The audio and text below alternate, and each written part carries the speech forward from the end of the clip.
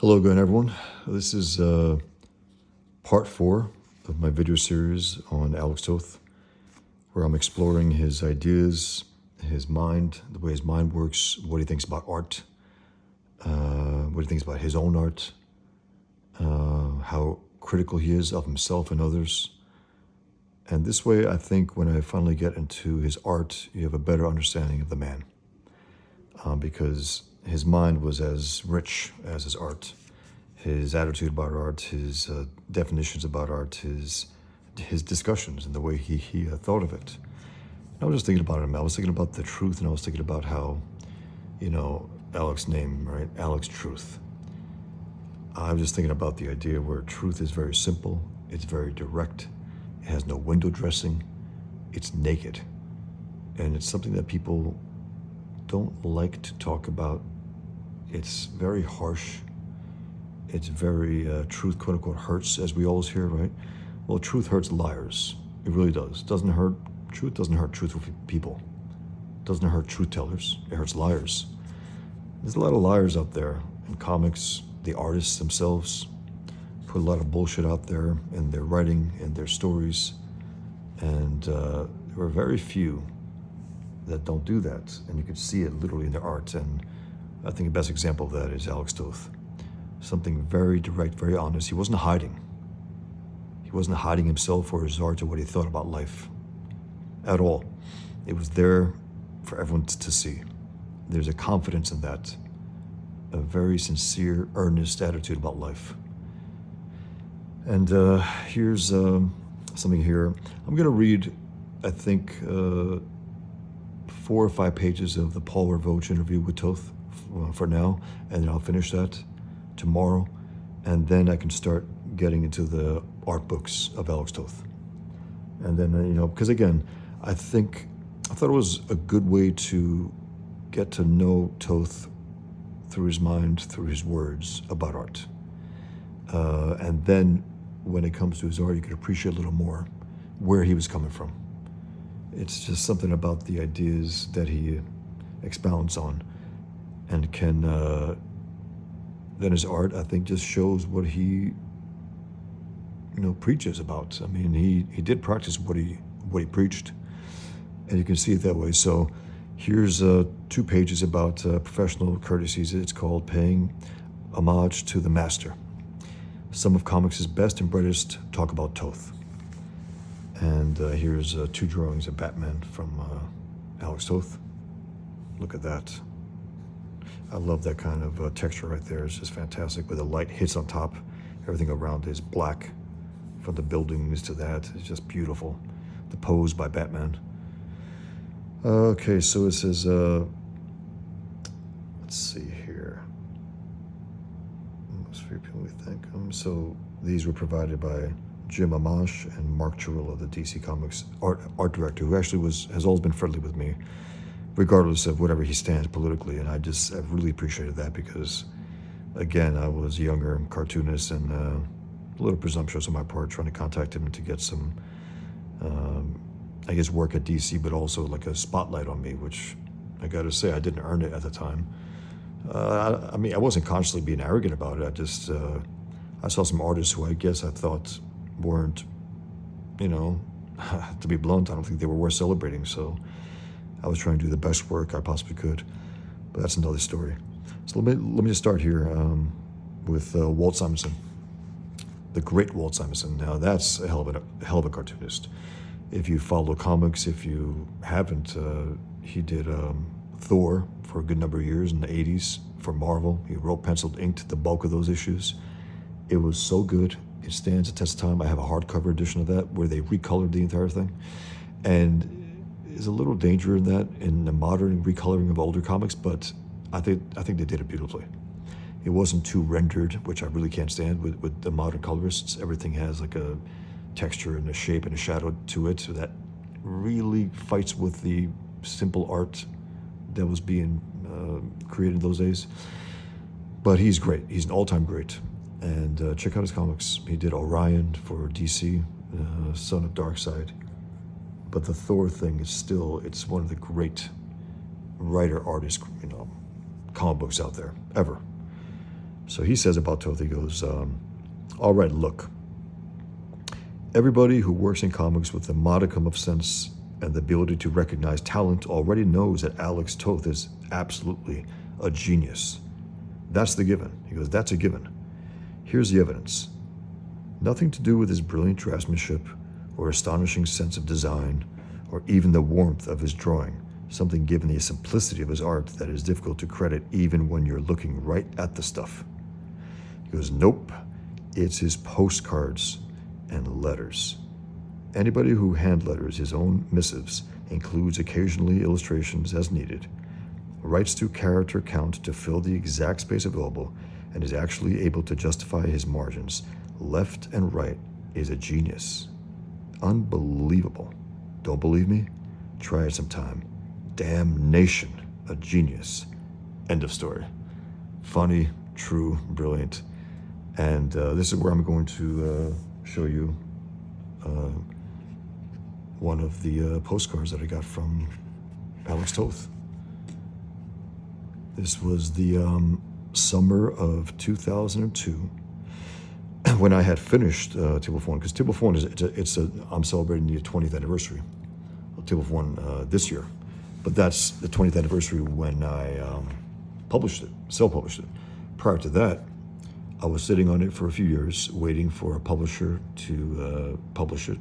Random House was interested. I got the interest of Dennis Kitchen as an agent at that time.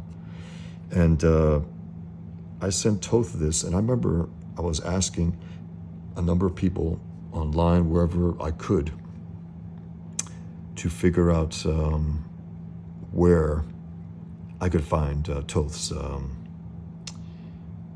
his address to send him a Xerox of my Table of One. And at the time, it was only black and white. I didn't add the gray wash yet. So as soon as I finished it, I wanted to send it to Alex Toth, and I wanted to get his criticism, however harshly, whatever, because I heard he was a very harsh judge of talent. He was very brutal in his criticisms. I heard that he went after Steve Rude in a harsh way. Steve Rude's a great artist, but you look at that review and he actually warned him. He goes, no, you don't want me to review it. And he kept pushing him. He goes, okay, you asked for it. And he did, and he ripped him. And considering Steve Rude's work, I think Toth was right on a lot of it, if not all of it, because it was not as strong as his best work. I hope he learned from it, but again, it was considered as, it became famous online. You could find it online. Anyway, so I was looking for his address. I asked a number of people, and they, some people wrote me and said, well, he's a curmudgeon, he's a recluse, he might live at this place, he might live at that place. And then I think I got Dennis Kitchen or someone else, I forgot who it was, but they said, look, this could be his address, check it out. So I got something, and I put my Xerox together, pure black and white copy. Again, it didn't have the rich gray wash that I added, which I think made the difference, really, because it made it look like an old black and white movie with all the gray shades. And I had different dilutions of ink. I had this little, like 6 different dilutions, right? With little puddles of water in each of these holes, and I put a drop in one, 2 drops in the other, and so on. Whereas light gray, darker, and so on. And it really worked. Anyway, so I sent him the Xerox copy, and within a few days, I get home, and I see this in my mailbox, and my heart jumped, and I literally had a tear in my eye, and I ran up the stairs probably faster than I ever did in my entire life, just to take it in, that the master had written me. Again, I didn't know what it would be, but I did know this, that this is an original drawing by Toth that he added. That and this duck that he always added to drawings. And to test, I had to find out if this was an original. So I got the thinnest possible eraser I could find. Just at one edge, just enough to touch it, and it did work.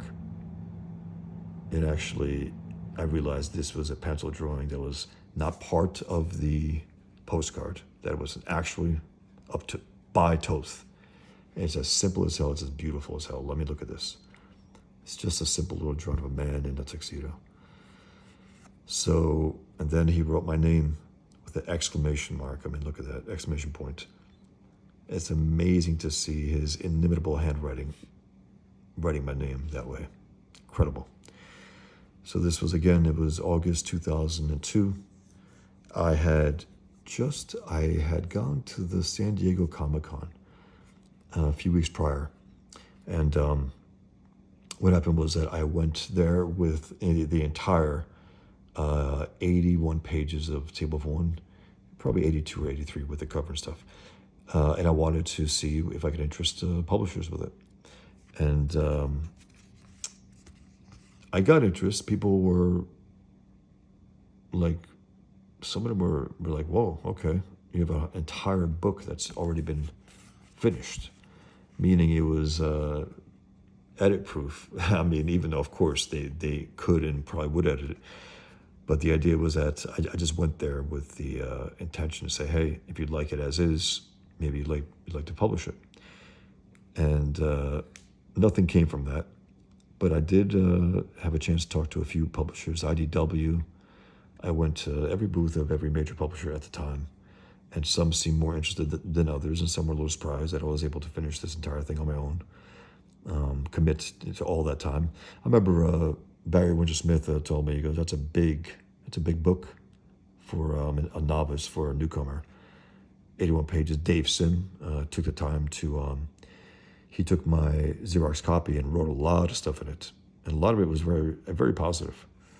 And other people were, again, it was the book itself and what I ended up getting the Toth endorsement, which I landed Dennis Kitchen as an agent at the time. But let me go through this now. So this is it was a few days later. This was Toth's response to Table for One, a Xerox copy of it without the gray wash. August 30th, 2002. And he dove right in as if he had already written me. And sometimes I think, did he write me prior to this? I doubt it.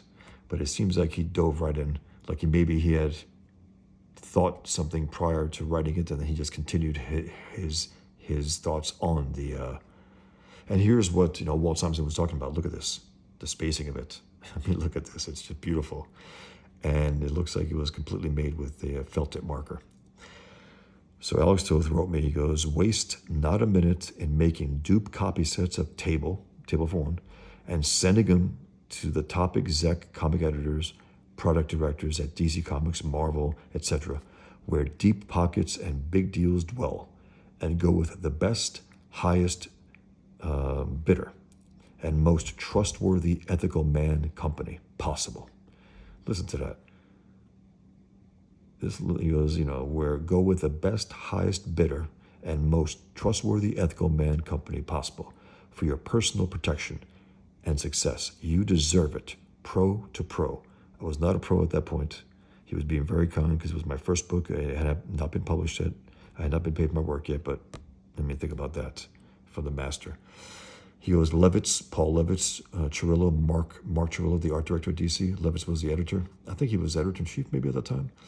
He goes, Levitz, Cirillo at DC, and whoever else you deem fit should respond as I did. Now, when he says should respond as I did, there was no response as of yet.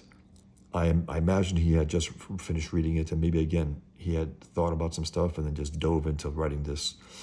He goes, should respond as I did. You are a mighty talented pro, kiddo. Write, draw, stage, tell stories with brilliant savvy to all elements in the mix. I'm very impressed. Kudos. I mean, your hero, the master, giving you this kind of letter. And again, I wanted to believe that I gave my best effort, and I was hoping he would be honest, and I was hoping I could learn from whatever he had written. I knew friends at the time who told me they would never send their work to Toth because they knew about his reputation. I didn't care at all. Again, whatever he would send me, I'd be honored. And it's true. It's like, being nominated for an Eisner, to me, that's the honor. Winning it is just a plus. But that's the honor. The honor of Alex Toth, the master, taking his time to read my story, And then to take the time to write this, I mean, I was blown away, absolutely blown away. So he says, two. He added, two, I'd send copies to Gollywood's top filmmakers. I think of the Coen brothers, though, as a happy place for it, to do the extra mile for reputable adaptation to film. Thinking men. He goes, I'm so glad to see chinks of bright light in the murky, manic mess of comics today. So please go ahead, show them your best, and have a good copyright trademark lawyer at your side to keep it all kosher, okay? He goes, all the very best to you, Bosch. Let me know what's what with this as it unreels, okay? Hope it's all happy news, a big bloody bidding war for your potent graphic textual services. Alex. Again, blown away. Blown away. The master. The guy who I found later, because again, I had been interested in the John Romita Jr., Frank Miller, John Romita Sr., Buscema, Jack Kirby, Steve Ditko, all these artists. And then I came to Toth later. And he ended up taking over everybody. Dave Mazzucchelli as well, one of those greats, right? And then even Rick Leonardi at times when he was doing those early Spider-Man. But my point is that then Toth came along. Then I discovered Toth. And that was it. I said, he was the best. And you could see some artists, when they're at their best, they invoke Toth. Whether it's Romita, whether it's Rodolfo DiMaggio, whether it's Goran Parlov or Tonchi Zonjic, when they're at their best, and again, it's not, these are just great artists, but when they're at their best, they remind me of Toth, because he was the best. So, again, I just finished school a few years prior to that. I was going to school for about 5 years, on and off. I went to the Joe Kubert School for a summer course, and then I went to the School of Visual Arts, about, I think, half a dozen classes within a few years. And then I said, okay, I think I'm ready to, and again, most of my training was drawing, just drawing. And of course, writing, and then going to writing classes and going to art classes and building, you know, there's that line where you have to draw 10,000 drawings before you start doing good ones. There's truth to that. There is. I had these huge, 20 inches by 15, who knows how long it was, maybe even bigger than that, maybe 30 inches, of these newsprint sheets. And I devoured all these books. Andrew Loomis. I got Andrew Loomis's books years ago, and they were very expensive. I got the originals from 1940s and 50s for $150, $200. Very expensive, but well worth it. And now they've published them again. New books that were published of his old books, new copies, and I think $25, $30. But I got those books, and I learned a lot from him on the structure of the head and the way he designed it. I really learned a lot. He was a great artist. So my point is that I studied, most of my training was self-taught. And those courses that I took at the School of Visual Arts really, really were helpful. Just being there in New York City, it was just, it was awesome. But yeah, so this blew me away. I didn't want to bother him again. I wrote him a letter. And then he wrote back the letter with his red markings, telling me a little more details about who I should go to and what I should do. And I said, look, I don't want to bother you about this. Thank you for your time that you gave me. But and then he sent me another two postcards, which I guess I'll read at some point, where he finally at one point said, excerpt, quotes as you like, adios. That was a year later. A year later. I didn't bother him for a while because, again, I told him, I said, listen, thank you for your time. Thank you for this. I said, if I can use your quotes, I would really appreciate it. Put it on the book, and that's, I think, what got the interest of some people to get my work. And then, I had the embarrassing thing also being at Comic-Con in 2004, 2005, and selling my book Table for One with these really great artists like Tommy Lee Edwards and other ones, Tim Sale, others, who they started hearing the quote-unquote rumors that I'm the new Toth, and I said, whoa. No, I'm not.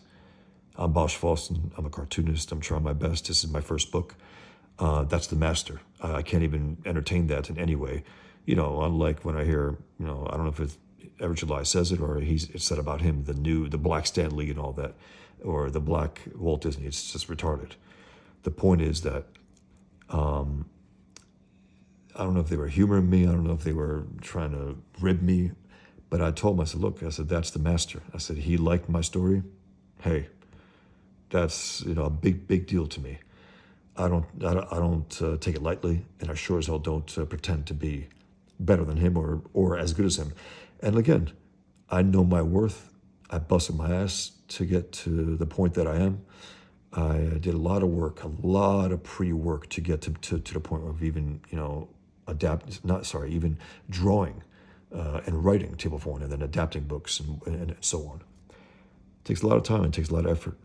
But I never see myself as anything other than a guy just trying to become better with each project. That's it. And whatever I can think about my skills, look, I love my work. I love doing it. I love looking at it and rereading it and making sure everything is right before I let it leave my hands. It has to be of a high quality enough where I say, okay, I can put this up against others that I admire. I had this one quote on my wall for a number of years. Would your heroes admire you? Would your heroes admire you?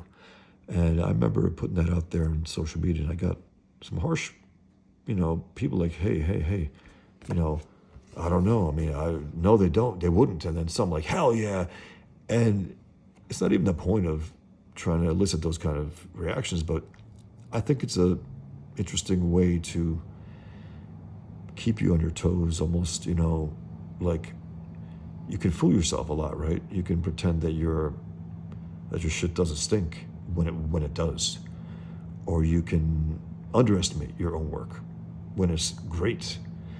But the point is, when to ask that question and to generally think about the answer and knowing these people that you admire, knowing your heroes, would your heroes admire you? It's almost to put a check on you to say, oh, okay, I think I'm doing pretty well. I think they could appreciate what I'm doing. So that's Alex Toth, the master's letter to me, his postcard. And it got me interested. And I remember, again, I had some studios. He mentioned Hollywood here, and I did have a few studios interested. The producer from the series, FX series, The Shield, was interested in adapting Table of One, which I was a little surprised because, again, it's one night to an underground restaurant in Manhattan. He thought about maybe a series. I'm not going to argue with him. I'll listen to him.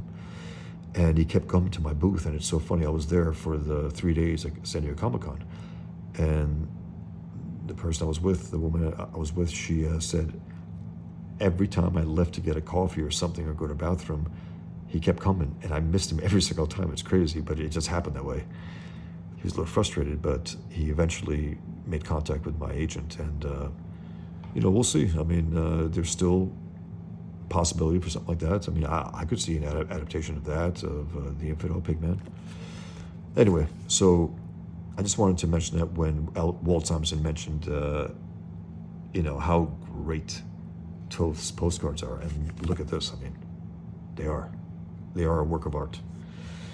So let's continue with some of the accolades that he got from some of his old peers and some contemporary artists. Joe Kubert, the great Joe Kubert, who has the comic book school, and was a great cartoonist. I think I recently just reread some of his Punisher comics that Garth Ennis wrote. Really good. It had to deal with the Russian mob. Check those out if you haven't. And then I got also Jew Gangster. I just got that recently as well, which I'm going to check out, that he wrote and drew. He was a hell of a cartoonist.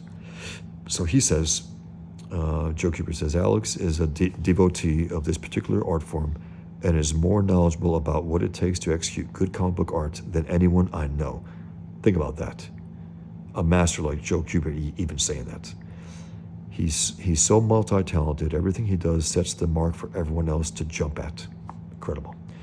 Jim Lee says, there are a few artists who have the ability to tell so much with one line or shape. He gets to the point and makes it stick, all the while making it look effortless. Alex Toth's work is a constant reminder to me what needs to be in any drawing for it to work. The rest is simple obfuscatory window dressing. Now that word itself is obfuscatory. But, and it's just interesting to hear that from Jim Lee, who loads his images with absolute unnecessary lines. His detail is not so much the structure of things as it's just excess lines on the faces and bodies. And again, I really like some of his stuff, and then I don't like some of his stuff. Very, very stiff looking, the lack of consistency with the face. But those X-Men issues were really good. They definitely were, those early ones. So it's interesting to hear him say that, and where he doesn't appreciate it because he doesn't do it in his own art. Maybe they just asked him, because clearly that's not one of his influences. I mean, clearly. It's just interesting to hear that from a guy like that. Kevin Nolan, another great artist, whose inking is so strong that he makes everyone look like him, which is similar to what John Romita Sr. did. So Kevin Nolan says, please forgive me if I get a little carried away. After all, we are talking about Toth. Capital letters. It's so funny. Again, I got to read that. It's great. Please forgive me if I get a little carried away. After all, we are talking about Toth. The one universal absolute in the eyes of all who love the medium. I mean, listen, guys, a part of why I'm doing this, I want you to know what I know about Toth. I talk to people sometimes, right? People who even know comics, they don't know who Alex Toth is. It's tragic to me. They don't know. All these guys here, they know. And our younger audience should know. And I hope you guys are, at least if you never heard about him before, I hope you're beginning to appreciate who he is and the reverence with which these cartoonists have for him. Because he's that great. He's that once-in-a-lifetime talent that he's a standard. He's like the Michael Jordan of comic book art. He's the standard. And again, people have their own tastes, sure, but those are pretty subjective. To me, it's like things are very objective when it comes to who's the best and who's not. Michael Jordan is the greatest basketball player of all time. He's the GOAT. I don't want to hear any bullshit about, well, LeBron had... Please. Come on. LeBron's a great player. Yes. The greatest? Absolutely not. He was in the finals 10 times. Great. He won 4 times. He lost 6 times. Jordan went 6 times. He won 6 times. That's, Jordan won Defensive Player of the Year, averaging 37 points that year. The point is that there is an objective standard. We cannot pretend when it comes to art that objective standard goes out the window. Absolutely not. It should go for anything. The creativity, the anatomy, the storytelling, the black spacing, the story, everything about Toth distances him from the rest. And again, he wasn't that monthly grinder. People think that if you don't draw monthly comics, you're not a serious cartoonist. Bullshit. Miller hasn't done monthly comics since Daredevil, 40 years ago.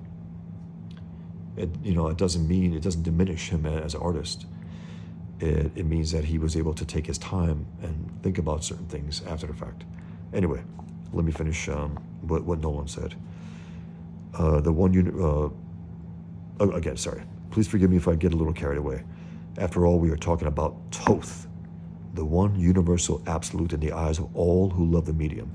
It's funny. Once in a while, during a conversation about Toth, someone will confess that they don't really see what all the fuss is about, and we have to just stare at them as if they just announced the earth is flat. Look closely at Daddy in the Pie in creepy 193, which we will get to actually, because it's in the collection of the hardcover I have. At the bottom, this is so true, and he brought this to my attention, Kevin Nolan. He goes, at the bottom of page 4, the family and the alien are looking at a star chart. Beneath the table, you can just barely see details, the lines of the hardwood floor, the alien's pant legs and shoes, the seat and legs of an empty chair. Toth drew all of this, then blacked it all out.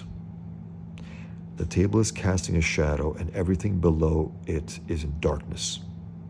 A lesser mortal wouldn't have the heart to cover up all those details, but the panel would have been less effective without that big shadow. I mean, think about that.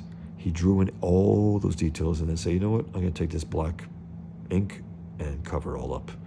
And in the printing, at least, when they printed it in the 70s, which I had the copy of, you can actually see that.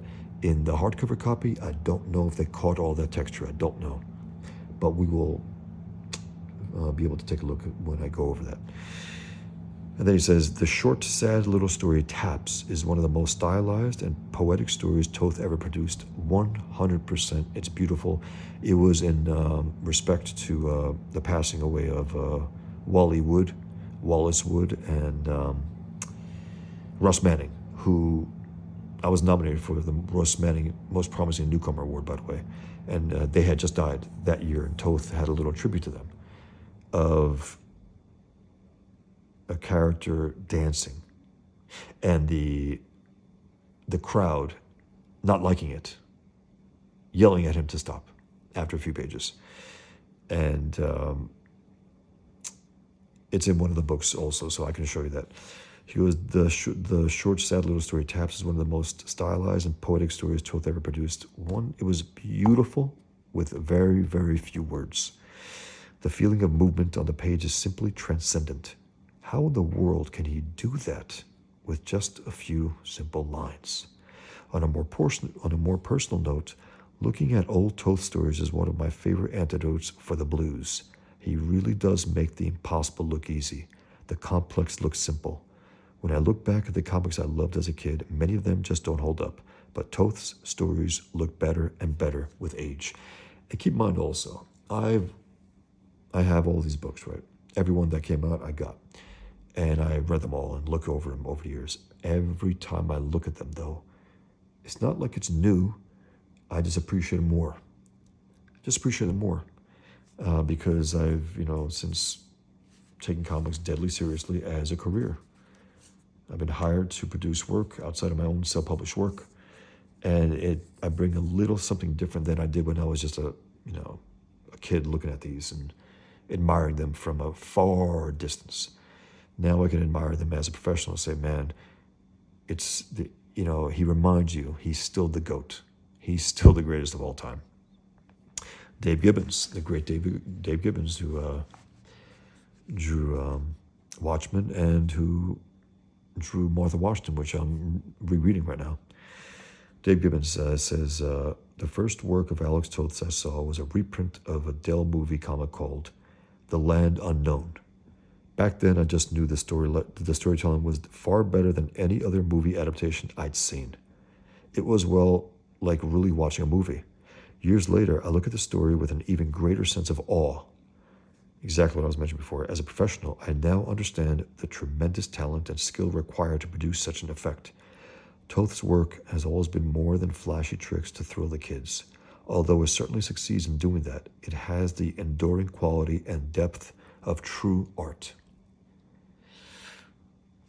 Howard Chaykin. Mixed feelings about Howard Chaykin. I had met him years ago. A very aggressive guy to a complete stranger, me, telling me what it takes to keep a woman. I was with my girlfriend at the time, and he, I don't know, he was very presumptuous. Maybe he had gone wrong in his own relationship. I don't know what it was, but he was like aggressively telling me what it takes to keep a woman. I was like, okay. And I wasn't really crazy about his work. Some of it was good. I remember the Star Wars adaptation. I can't stand that. People call it classic. On what grounds do they call it classic? Because it's Star Wars, the first comic. It wasn't that good. And then there were elements that I do like of his. Some comics I do like of his. But his attitude was so up and down. He was such an asshole when it came to Toth. He called him a god, right? And then he called him an asshole. And that's his problem. I never saw Toth as a god. I never, even in a letter that I had written him, I said, look, I see you as neither a god or this, not. I see you as a man who busted his ass to get to work where, mere mortals would look at it and say, oh my God.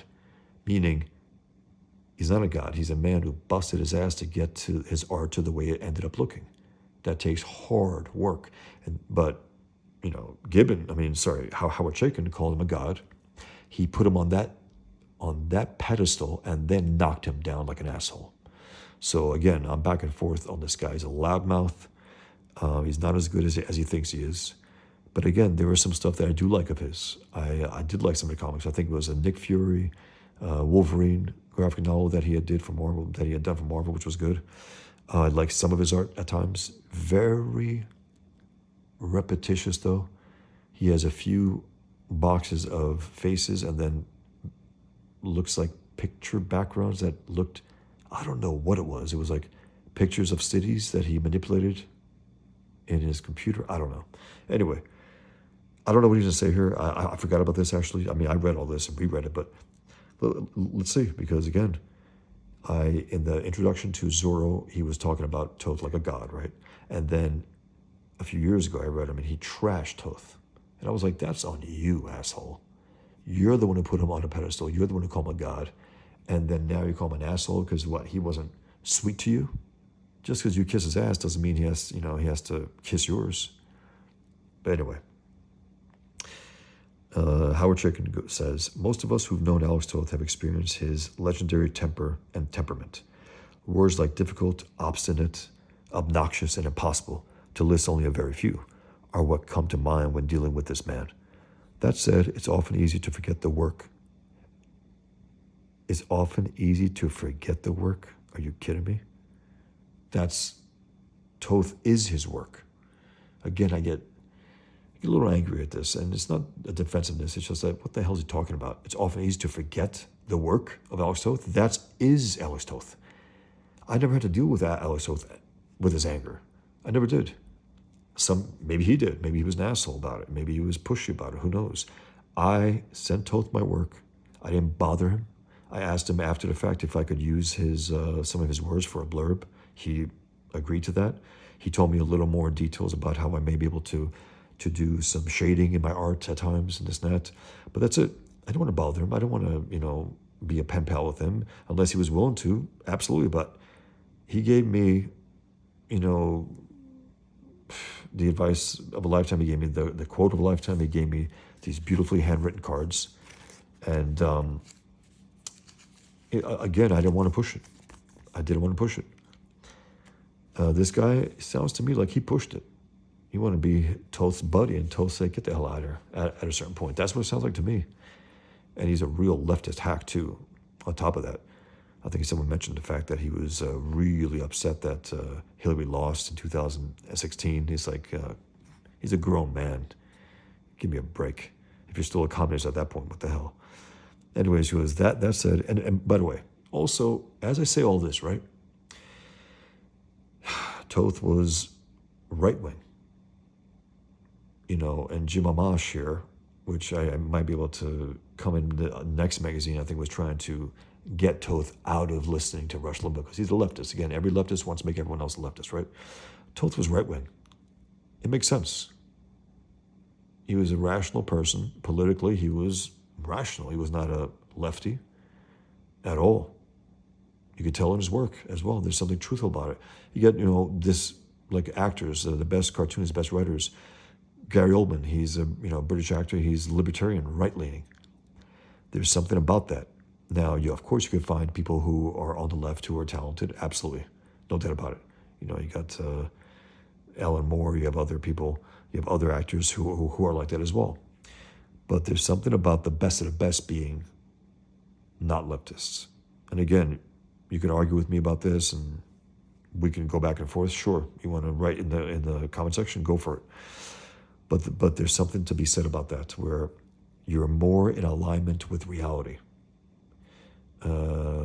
politically speaking. I don't think any rational person can vote for the communists in America today. I just don't.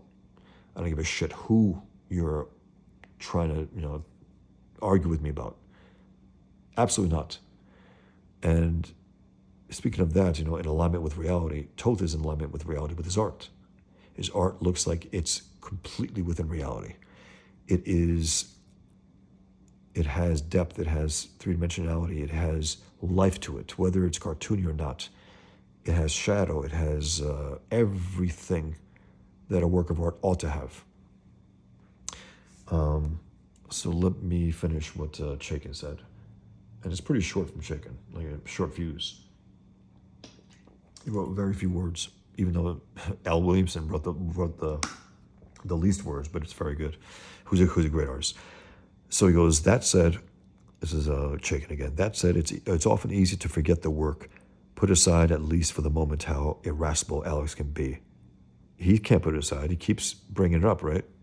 God damn it, just stick to the work. He's such butthurt. Remember instead that from the early 1950s, with work like Battle Flag of the Foreign Legion or Thunderjet or the Crush Gardenia, Alex Toth became the greatest graphic artist comic books ever had. And, in my opinion, has held onto the position to this day. The greatest. Period. Finally, he came to the truth at the end. Finally. He was bitching and moaning about the fact that he was butthurt about Toth being, rude to him, let's say. Finally. Good. At least he came ultimately to reality at the end.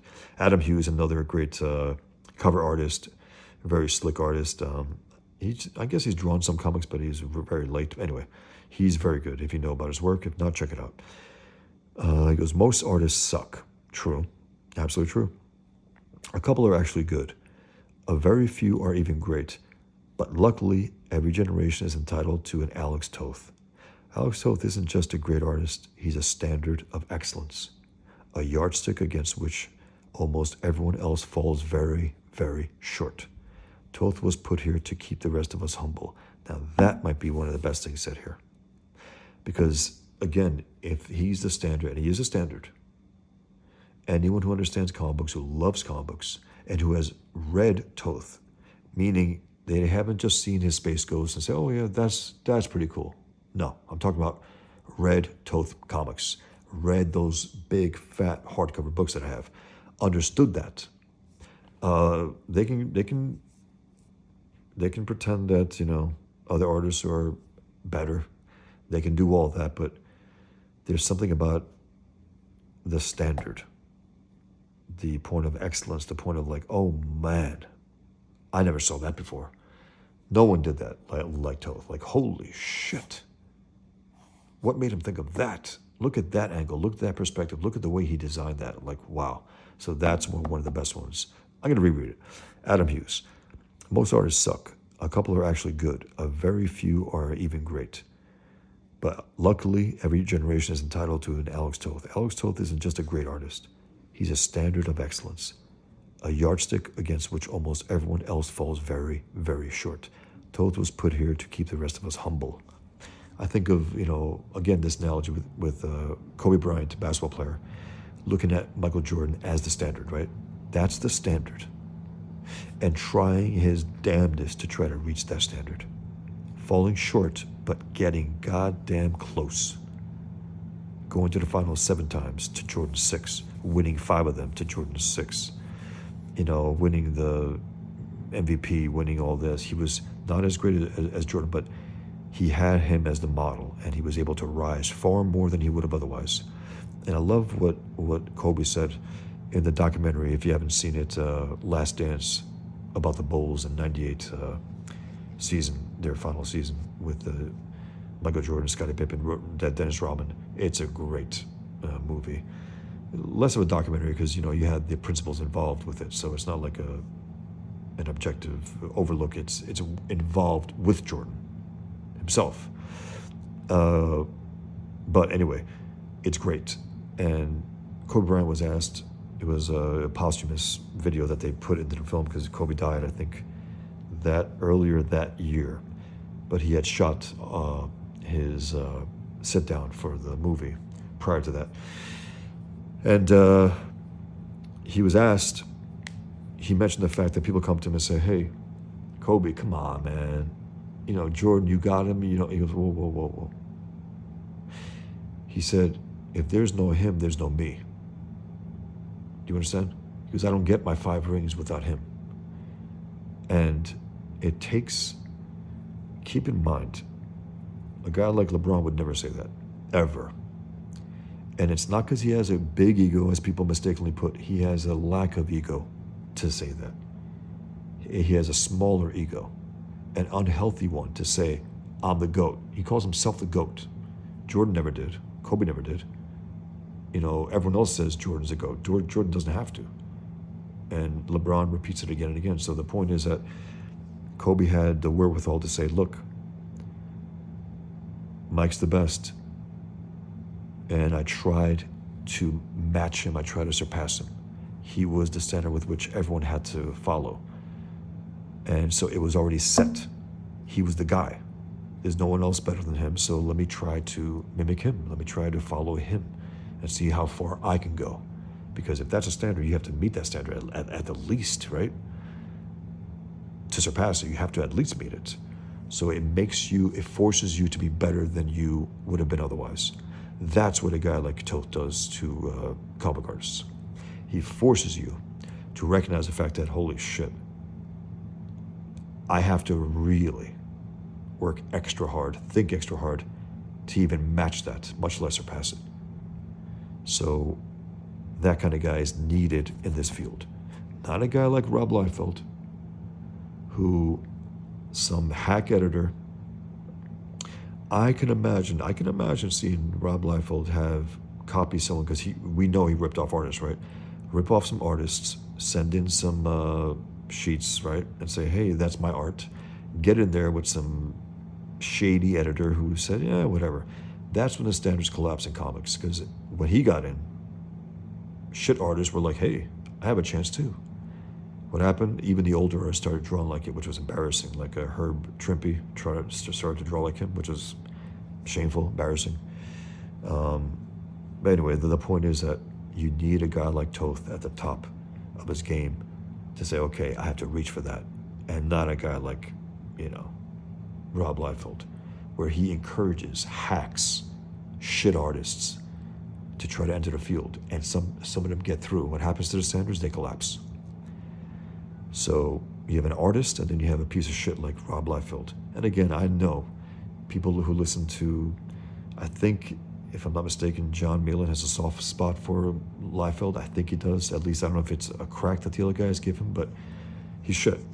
And again, it was a collaboration. It was a conspiracy. It wasn't just Rob Liefeld. It was the idiot editors who hired him, who brought down the standards of comic book art. They really did. Again, it was a time where you had the shit artists coming in there and producing the terrible stuff, right? And then on top of that, they're late when they're even that bad. I mean, it's terrible. And the worst thing about a guy like Liefeld is we don't even know if he could have been decent, because the idiot, he made, $1 million with all that bullshit that he did with X-Force, and then he did Youngblood, right? The guy didn't have the decency to say, okay, I've been fooling everyone, right? Fans and editors and all that. Let me take some time off. Let me go to art school. Let me bust my ass and see if I actually have talent. He didn't do that. He just took the money and ran and produced shit comics. He's as bad now as he was back then. No improvement. So again, to me, that's the polar opposites. You have the Toth here, and at the bottom you have Rob Liefeld. They're mediocre artists between, sure, like Al Milgrom and others, but they're masters when it comes to Liefeld. He's the absolute worst. Brian Boland, another great artist who drew the Killing Joke, Joker's origin. The Alan Moore wrote. It's an interesting ending. If you know about the ending, check it out. There's some theories about the ending and what it means. Okay. Another great artist. He uses his brush like it's a pen. It's so beautiful and perfect. Brian Boland says that he's a British cartoonist. Alex Toth is absolutely the best. The first thing you hear when people talk about his work is how economical it is, how pared down. You hear the story about how some editor encouraged him to take a bottle of whiteout and erase all that wasn't necessary. It's almost as if you could sum up his work by calling it simple. It's not that he leaves so much out that's always impressed me. It's the ingenuity, the wit, and the sheer complexity of what he puts in. Think about that. Beautifully put, because yes, it's simplicity, but it's not, that's almost leans towards simpleton, like he just, a few lines and that's it. No, it takes tremendous work to get to that point. It takes a lot of thought, far more than handwork. people, I remember hearing Frank Miller talk about his process in, I think Holy Terror or something he was talking about, right? He was, I use my whole body. It's like, okay, Frank, how about you use your mind and your eye? Because God damn it, I heard he makes these huge sheets of drawing. Stop using your whole body. Use your mind, use your hand, use your eye, use your glasses if you have to, because some of that stuff, it's like, whew, it's tough to look at, man. And the guy was great, and he still could be great, but, doesn't give a damn the way he used to. Anyway, I keep getting off the point, but sorry. But I get very passionate about this. And I might even end it tonight at this page, actually. And then I'll get back to it tomorrow with Paul's interview with Toth. Because I keep adding to this, so I don't want to go too long. So I'll finish this and then call it a night. But, okay. Love this. He goes, it's almost as if you could sum up his work by calling it simple. It's not that he leaves so much out that's always impressed me. It's the ingenuity, the wit, and the sheer complexity of what he puts in. His work is idiosyncratic and bold, even experimental. He has a mastery of design and composition. He pushes his very real and highly likable characters around the panel, peers at them from unusual angles, and plunges them into deep, moody shadow, and almost incidentally, he does all this with blocks of black and a simple but exquisitely beautiful line. He could make a wiggle line look like poetry. It's a pleasure just to look at his signature. It absolutely is. I mean, phew, look at it.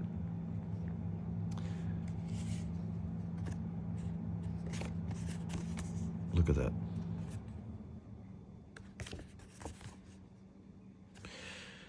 Beautiful.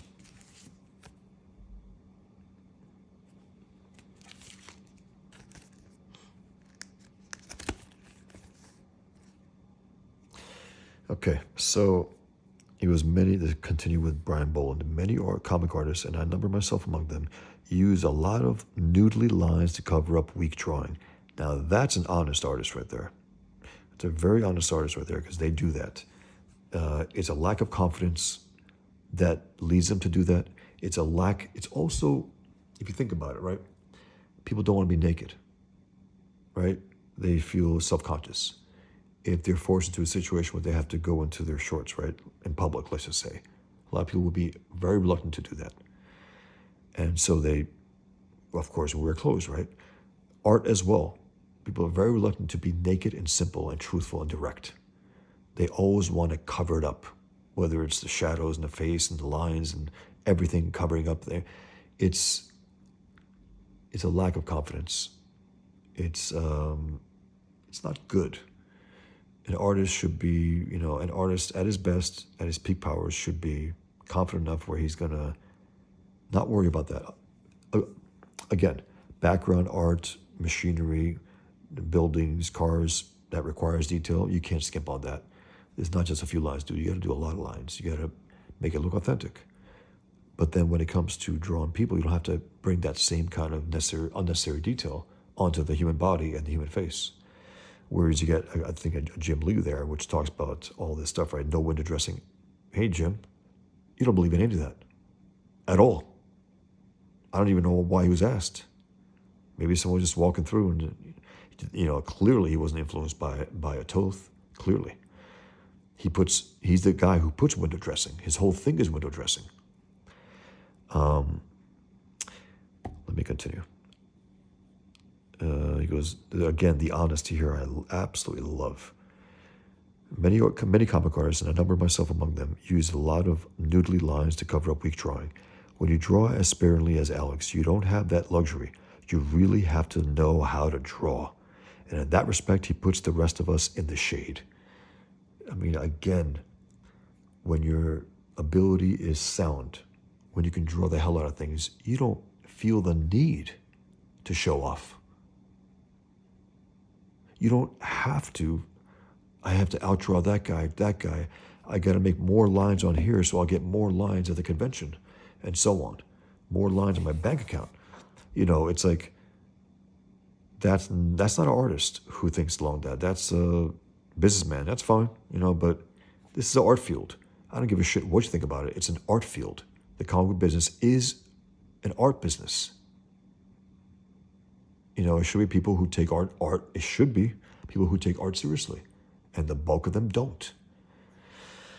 And I just love the way Brian Boland says that here, and he even talks about himself doing that, noodling around, messing around, adding extra lines for. And again, this is a guy who he doesn't fuck around in terms of putting excess lines. He's a beautiful line. He's a great cartoonist. But a guy like Jim Lee has no business talking about Alex Toth and putting down like window dressing. He's Mr. Window Dressing. Jim Window Dressing Lee. That's his art. So Brian Boland continues. I first discovered his work in the early 60s DC mystery books. I'm still unearthing his lovely and surprisingly detailed art and issues of House of Mystery and House of Secrets. Absolutely. There were issues where comic books where Toth did lay on the detail. And it's still beautiful. It's not like, oh man, what are you doing? No. I think certain stories required a little more rendering from him, a little more draftsmanship. And it was beautiful. Again, he probably, arguably, and I will argue this, I think he put more thought into his work than anyone in comics. I know that sounds almost like a big claim, but I believe it. Again, I've studied this my entire life. And, if you were to whittle it down, if you were to ask me right now, okay, Toth, I get it. Who's second? In terms of me, who I would just, admire in terms of the great comic artist, I think David Mazzucchelli. Batman Year One, which the hardcover, huge artist edition of Batman Year One, which was supposed to be out on the 13th. It's not out yet. I'm a little pissed off about that. I got to be honest. I called my local comic shop. They said, no, maybe next week. Amazon's supposed to be available. It's not. They say it'll be available within a few weeks. I'm like, what the? I think it's at that point, if you ask me, Alex Toth, Dave Mazzucchelli. I know, again, I'm like, hey man, where's Kirby? Where's Ditko? Where's all that? There was different things going on with those guys. They really were. A lot of them, Kirby, for instance, very, very rarely inked his work, if ever. I think some pinups I saw, but, you need to do it all to get my full respect. You got to write, pencil, ink, letter, do it all. Kirby never did that. Ditko did do it after a while. He did in his self-published work in the 70s. But again, as I said, it was too didactic, too in-your-face philosophically. He didn't integrate philosophy with his stories or with the characters. He didn't do that. It was at odds with the telling of the story. And again, I appreciate the fact that a guy like Mr. A will allow bad guys to die without saving them. Hey, I had Pigman kill jihadists with his bare hands. I have no compunction about that. And in real life, if I had that power, I would do the same thing. So I have no, hesitation for that, but it's just the point that the didactic nature of those comics it was not comics. It was a guy literally pounding philosophy into your head, and it didn't work.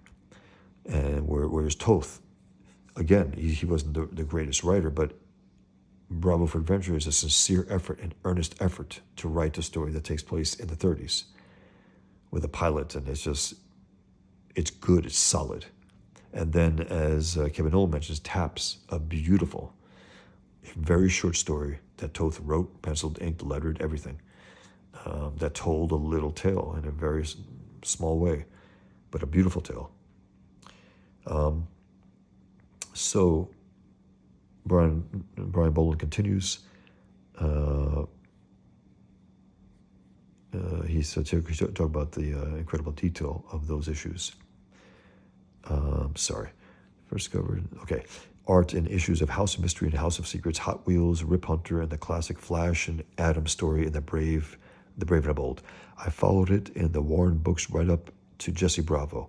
It was a proud moment for me when it came to Batman Black and White #4 to be in a comic with the Toth cover. You got to see that cover that he did. Batman Black and White #4. It might be in here, but you will see it eventually. It's beautiful. The fact that DC and Warren have never published a complete collection of the work of this great man is beyond belief. Yes, it is. Yes, it is. There has yet to be a DC Comics collection of Alex Toth's DC work. What the hell is that about? I don't know. Some assholes are, I don't know. Again, he wasn't the sweetest guy. He got into arguments with his editors and fights with them. There were stories where he had a guy outside the window holding his feet. I don't know if that's true. It sounds like a crazy story. But let's just say he was pissed off when they fucked around with his art. I don't blame him at all. The great Al Williamson says, he's so damned good. Love it. Love it.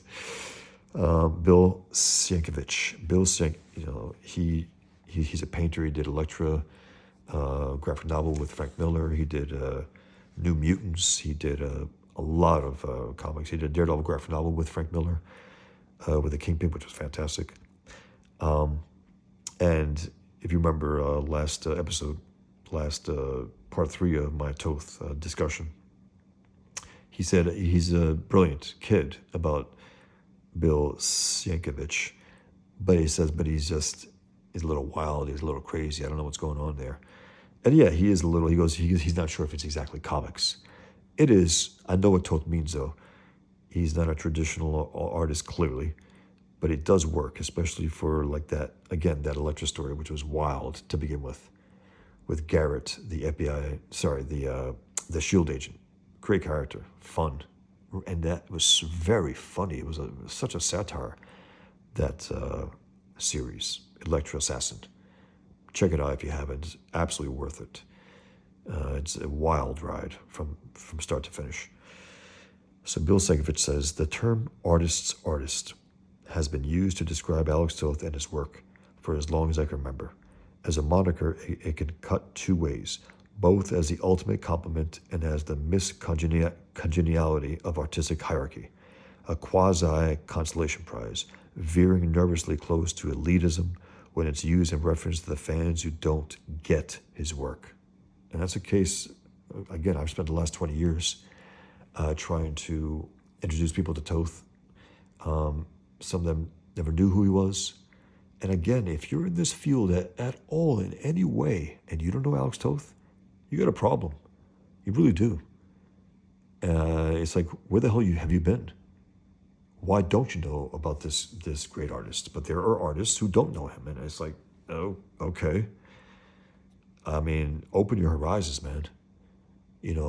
Go out there and go into the bookstores and go into the art stores and look at these artist edition books and look at these books on the comic book artists, and you'll discover. And you'll be better for it. Your art will be richer for it. Sienkiewicz continues, also, though said artist has the cumulative awe and respect of colleagues, implicit in the above is that the artist's work itself lacks a certain trendy flash, a self-important flamboyance that draws attention to itself at the expense of the story being told. Not a fan flavor of the month, too simple, not enough pen lines, not enough gritted teeth. This is not to cast any aspersions, quite the opposite. Probably one of the highest accolades an artist can receive is to be acknowledged as so damn good at what one does that the artist becomes nearly invisible, whether in art or music or acting, a conduit, a vessel carrying one's talent and experience to serve the story or art at hand. Most artists, when struck by insecurity about their talent or a lack thereof, tend to over-render and overcompensate 100%. Again, a lack of ego, not too much ego that leads them to be bold, to try to make it seem like they're being bold. An in-your-face attitude. It's a lack of ego that leads one to overdo it. It's confidence and a healthy ego that leads one to be more in control of their faculties, more in control of the page that they have, of the story that they're telling. They truly put story first and then the rendering second. It's like, I'm going to tell this story and then I'm going to draw the hell out of it after the fact, yes.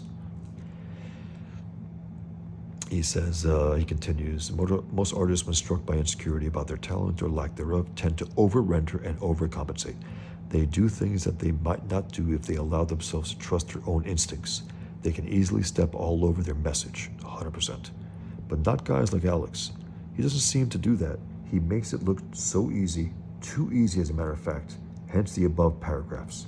Because Alex strips away affectation and sheer virtuosity for its own sake to address the essence, the design, and the story. Not because he lacks the ability to pull all that stuff in, to put all that stuff in. He's got it in spades, 100%. That's another factor also. Toth isn't not doing that because he can't. Of course he can't. He could do all that. But he knows it's bullshit. So he doesn't. But because he has the guts and the intelligence to leave it all out.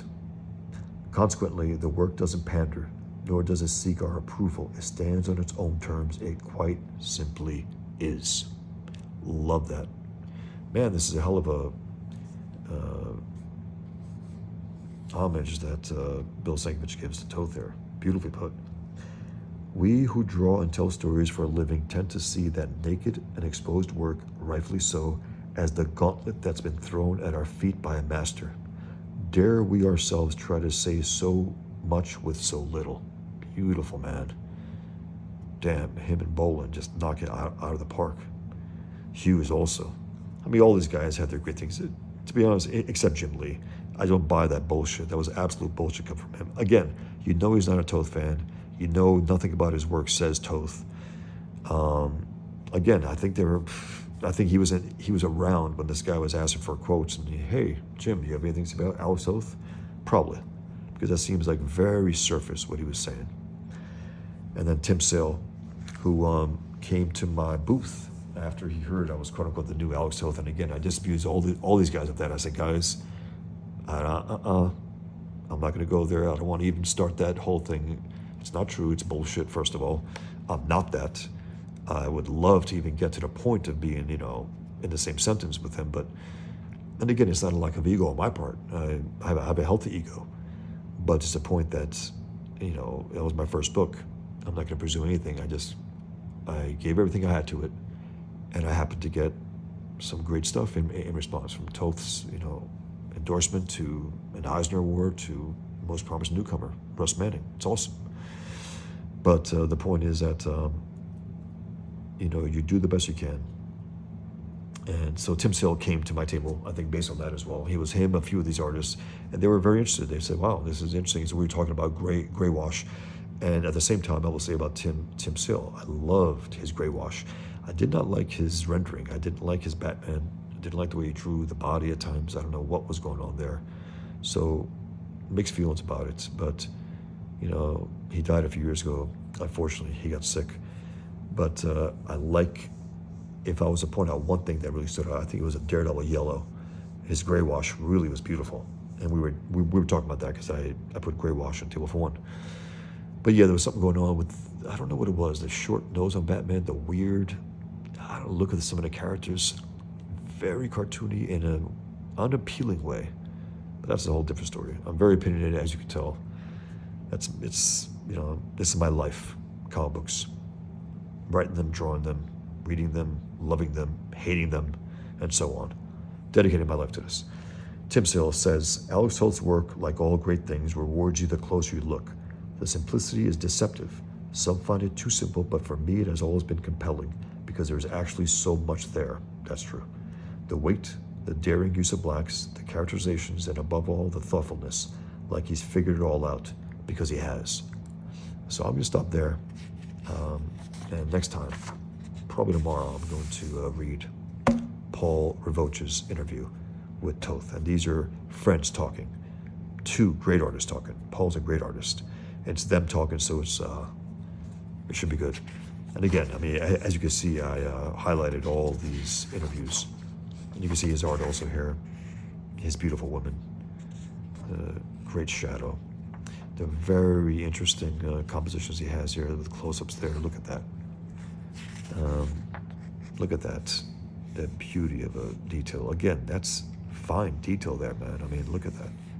Authentic detail, meaning it's nothing that it's not scratchy detail like McFarlane did, like Jim Lee did. It's actual detail of things that actually exist in this world. That's the kind of detail that I draw. That's the kind of detail I think that every artist should draw. So this goes on for pages. Wow, look at this. Could I even finish it in one sitting? I don't know. Wow. I mean, this goes on for, whew, incredible. Thanks for listening, guys. Thanks for watching. I do appreciate it. Again, you know, if you have any thoughts, put them in the comments. If you have any suggestions for future videos that maybe you'd like me to talk about, and if I know what to talk about, if I have seen them or read them, sure, I'd love to. I don't know what I'm going to do after this. I might actually do Dave Mazzucchelli retrospective. Maybe do that. Maybe look at all his work next. I think so. I mean, he ended up writing and drawing as well. From his Daredevil to Asterios Polyp. I think that'll be interesting. I got all his books too. I tried to get one of the Rubber Blankets. I couldn't get them. It was Discovering America. I've never seen that one. It's difficult, man, because it's like, it's a tough get. It's so rare. It's so expensive. It's like, I don't know where to find it, and it's not available anywhere either. But thanks again, everyone. I really do appreciate it. And here's a last look at the beauty that I have. Alex Toth's postcard to me. And again, he gave me a few more, but this is the one. And you know, incredible. Thanks again. Take care. I'll see you next time. And again, if you can subscribe, I would really appreciate it. Tell people about it. If you can like this video, please do that as well. Everyone who's watching. I'd like to grow this channel and do these type of things. And again, I don't know what the situation is in terms of the algorithm and all that. People talk about that, right? I'm just doing what I'm doing. I love this stuff. I love Toth. I love his work. This is what I want to discuss. And if you guys are interested, fantastic. That's it. That's a plus. But I'm not following anything besides my own desire to get these thoughts out there and to get this man's work to be appreciated the way I don't think it's being appreciated. You know, he has to get the recognition that he's owed. And he does get it by some artists, but I got to say, again, these younger artists, man, they don't know Toth. It's like, what the hell? It's crazy to me. Take care. Be well. We'll talk.